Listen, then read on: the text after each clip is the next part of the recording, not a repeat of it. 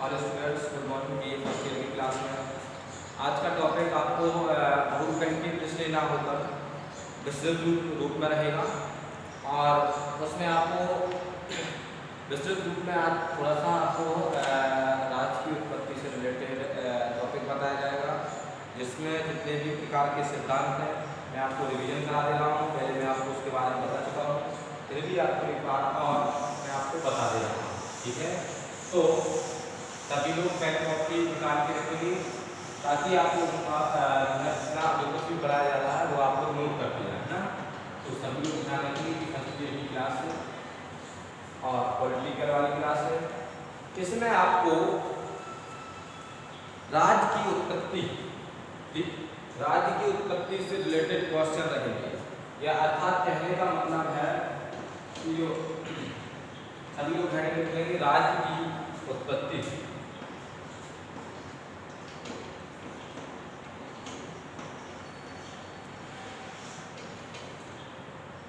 राज्य की उत्पत्ति में जो विभिन्न सिद्धांत फॉलो किए गए हैं उनके बारे में पढ़ना है कि राज्य की उत्पत्ति पर कितने प्रकार के सिद्धांतों का प्रयोग किया गया और कौन कौन से सिद्धांत किसने दिए हैं। ओके, तो अब बात इसमें क्या आती, विभिन्न सिद्धांत।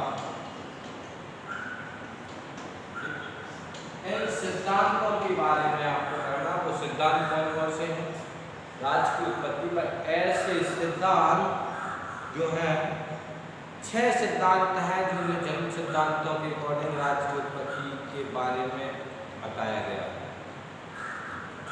तो सबसे पहला सिद्धांत था देवी उत्पत्ति का सिद्धांत। क्या था? सबसे पहला सिद्धांत था देवी उत्पत्ति का सिद्धांत।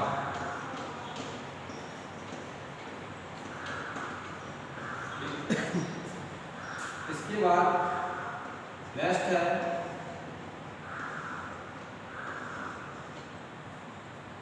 दूसरा है शक्ति सिद्धांत।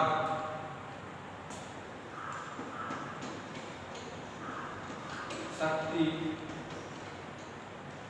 सिद्धांत, ठीक। इसके बाद है शक्ति सिद्धांत के बाद नेक्स्ट है सामाजिक समझौते का सिद्धांत।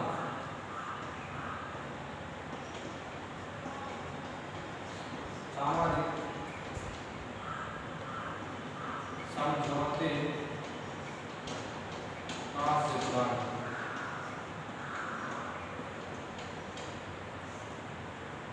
सामाजिक समझौते का सिद्धांत। इसके बाद नेक्स्ट जो क्वेश्चन है वो आपको ध्यान देना है। नेक्स्ट जो सिद्धांत है वो पितृसत्तात्मक सिद्धांत। क्या है? पितृसत्तात्मक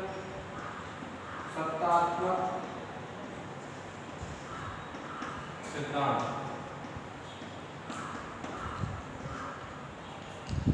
एक और है मातृसत्तात्मक सिद्धांत। उसके बाद नेक्स्ट है ऐतिहासिक और विकासवादी सिद्धांत। ऐतिहासिक और विकासवादी सिद्धांत, ठीक है।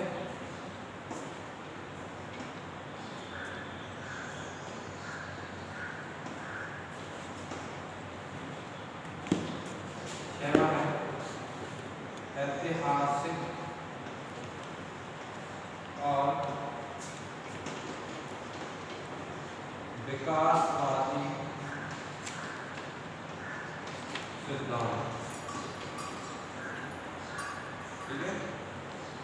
ये जो है पांचों सिद्धांत, 6 सिद्धांत मैंने आपको बता दिए। 6 सिद्धांतों के द्वारा, इन सिद्धांतों के द्वारा जो है इन सिद्धांतों के द्वारा आपके लिए क्या बताया जाएगा, राज्य की उत्पत्ति के बारे में।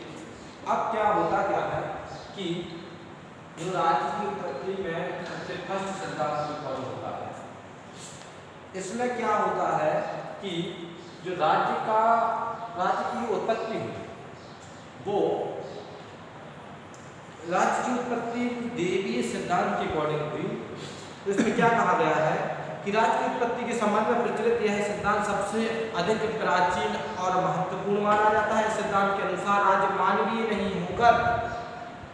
नहीं वरन ईश्वर द्वारा प्रदान किया गया है, ईश्वर द्वारा स्थापित एक देवीय संस्था, ऐसा कहा गया है। ठीक है, और ईश्वर या तो इस कार्य को स्वयं करता है या फिर अपने प्रतिनिधि द्वारा या इसके संबंध में अपने प्रतिनिधि को नियुक्त करता है। ओके, इस राजा ईश्वर का प्रतिनिधि के होने के नाते केवल उसी के प्रति उत्तरदायी होता है और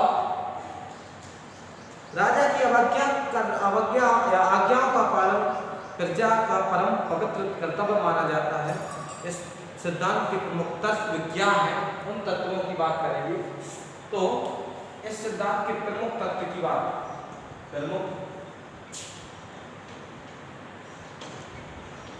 तत्व, जो प्रमुख तत्व हैं उनके बारे में बात करेंगे। किस सिद्धांत के? देवी सिद्धांत के प्रमुख तत्व उनके बारे में देखेंगे। ओके, तो सबसे पहला तत्व है राज्य मानवीय कृति नहीं वरन एक ईश्वरीय सृष्टि है। क्या है? राज्य मानवीय कृति नहीं वरन ईश्वरीय सृष्टि है जो ईश्वर के द्वारा बनाई गई है, ऐसा देवी सिद्धांत के द्वारा कहा गया। ठीक है, इसके बाद नेक्स्ट तत्व क्या है कि राज्य शक्ति का प्रादुर्भाव ईश्वर द्वारा हुआ है और ईश्वर ही राजाओं को शक्ति प्रदान करता है। ये क्या है? नेक्स्ट दूसरा वाला तत्व।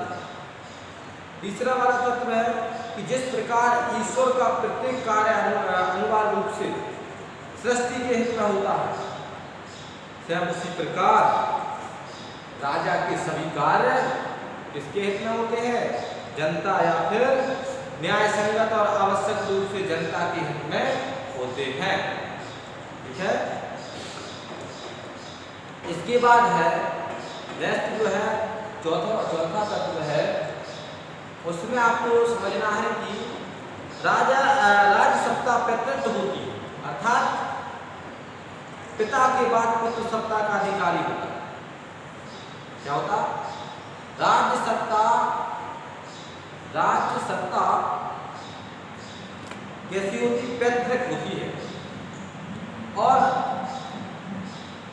अर्थात इसका कहने का मतलब है कि राज्य सत्ता में पिता के बाद पुत्र सत्ता का अधिकारी हो जाए। नेक्स्ट देखेंगे कि नेक्स्ट है लास्ट इसका तत्व है राजाओं की आलोचना या निंदा धर्म के विरुद्ध है। इसी बात के आधार पर जेम्स प्रथम ने कहा था कि ईश्वर क्या करता है इस पर विवाद करना नास्तिकता तथा पाखंड है। और इसी प्रकार प्रजा के हृदय में, देखो बहुत अच्छी बात कही है, इसी प्रकार प्रजा के हृदय में राजा के कार्यों के प्रति आलोचना का भाव होना अथवा उसके द्वारा कहा जाना कि राजा यह करता है और यह नहीं कर सकता है तो राजा का अपमान माना जाए, अपमान, अनादर और तिरस्कार करना माना जाए। किसने कहा है ये? जेम्स प्रथम ने। ध्यान रखिए, बहुविकल्प के क्वेश्चन में बन सकता है कि जेम्स निम्नलिखित में से ऐसा किसने कहा है? तो जेम्स प्रथम ने बताया गया है, जेम्स प्रथम के द्वारा।